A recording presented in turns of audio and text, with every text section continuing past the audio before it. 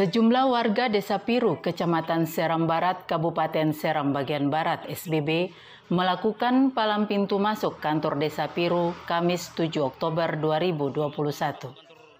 Peristiwa ini dilakukan sebagai bentuk protes warga menolak pelaksanaan pemilihan kepala desa. Mereka pun mendesak supaya pejabat desa dan Badan Permusyawaratan Desa (BPD) segera membatalkan SK Panitia Pemilihan Kepala Desa dan menunggu penetapan Perda Negeri. Kemarin kita sudah sampaikan kepada Bapak Pejabat, dengan adanya surat ini, maka Bapak Pejabat sebagai penanggung jawab segera memanggil BPD dan bubarkan panitia. Itu jelas. Warga ini tidak terima dengan kebijakan pejabat dan BPD serta Bupati SBB yang memaksa untuk melakukan pemilihan kepala desa. Mereka pun mendesak Bupati dan Pemdes untuk segera hadir menjelaskan polemik Pilkades ini.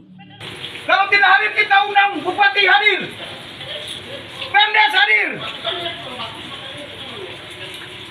Kenapa mesti dilindungi penjahat-penjahat yang ada di dalam?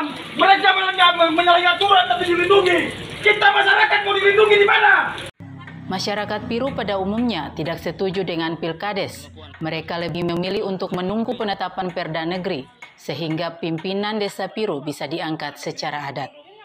Hingga berita ini ditayangkan, Maluku News belum berhasil menghubungi pejabat Desa Piru untuk konfirmasi. Dari Piru, Seram bagian Barat, tim Maluku News melaporkan.